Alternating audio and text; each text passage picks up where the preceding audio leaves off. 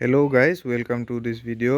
আজি মই দেখুৱাবলৈ গৈ আছো যে আপুনি মোটৰসাইকেল কেনেকৈ চলাব।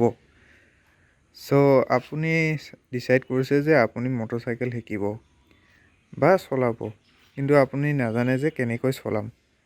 সো আজি মই ডেমনস্ট্ৰেট কৰিম যে আপুনি মোটৰসাইকেল কেনেকৈ চলাব।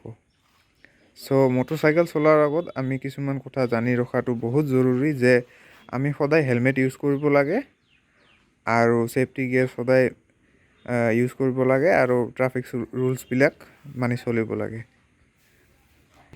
এতিয়া কিছুমান বেসিক্সৰ ওপৰত আহিম মোটৰসাইকেলৰ, যেটো নেকি আপুনি জানি ৰখাটো সহায় কৰিব যেতিয়া আপুনি শিকিবলৈ গৈ আছে। সো ফাৰ্স্ট অফ অল এই লিভাৰটোক যেটো আপোনাৰ লেফট হেণ্ডত থাকে সেইটোক ক্লাচ বুলি কয়। এইটো হল আপোনাৰ গিয়াৰ্স,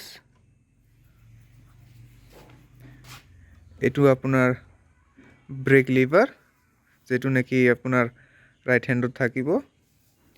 এইটো হল এক্সেলাৰেটৰ বা থ্ৰটল। এইটো হল ৰিয়াৰ ব্ৰেক, এইটো ফ্ৰন্ট ব্ৰেক হয়, এইটো ৰিয়াৰ ব্ৰেক। আৰু এইবিলাক হল ইন্ডিকেটৰ, এইটো হেডল্যাম্প, পিছপিনেও থাকে ইন্ডিকেটৰ, আৰু এইটো টেল ল্যাম্প।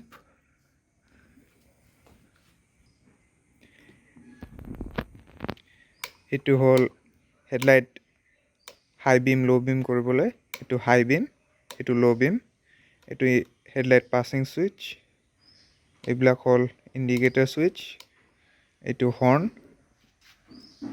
এইটো কিল সুইচ, আৰু এইটো সেলফ স্টাৰ্ট।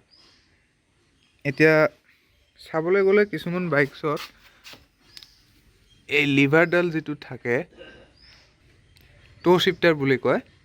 কিছুমান বাইকত হিল এণ্ড টো শিফটাৰ থাকিব আৰু কিছুমান বাইকৰ গিয়াৰ প্যাটাৰ্নটো বেলেগ থাকিব। হেতু আপুনি চাই ল'ব লাগিব। গিয়াৰ প্যাটাৰ্নটো এতে লিখা থাকিব। মোস্টলি গিয়াৰ প্যাটাৰ্ন যেটো 150cc বাইকৰ পৰাই হয়, আজিকালি 125cc বাইকতো আহে।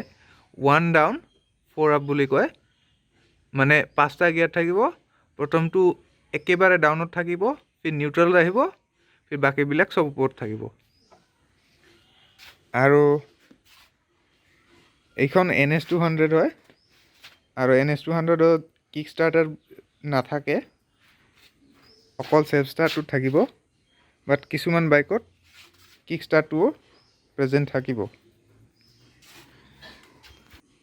এতিয়া আমি আহো ইনস্ট্ৰুমেন্ট কনসোলটোৰ ওপৰত।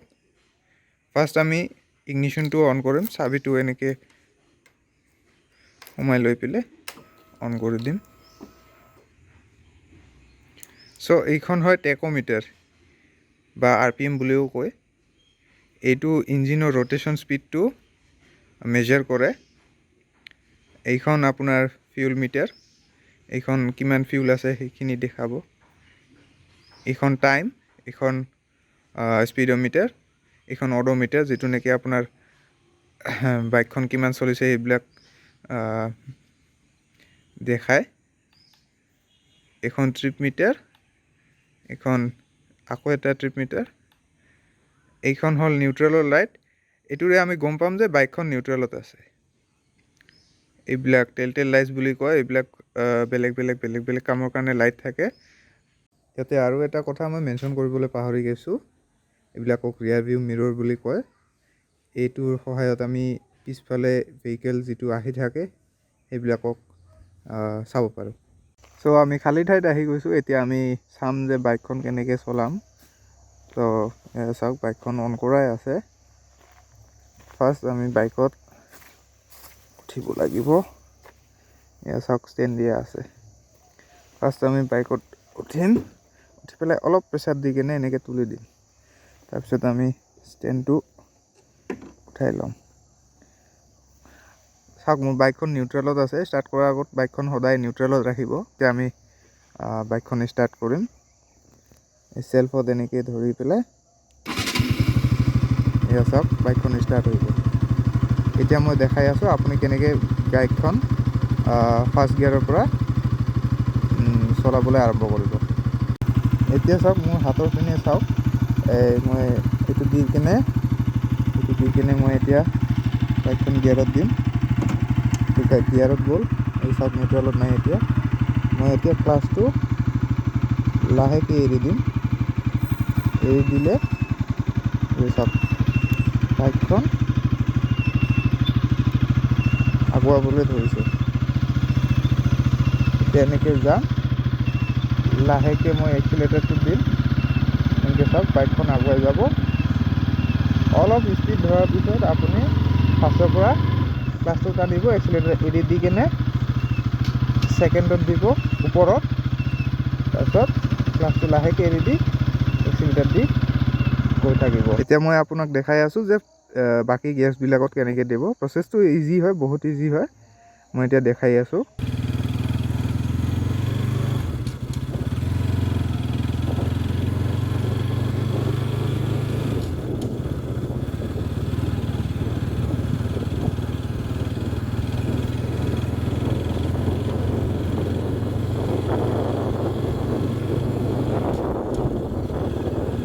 এনেকৈ আপুনি ওপৰত দি যাব। এতিয়া মই থাৰ্ডত আহিলোঁ।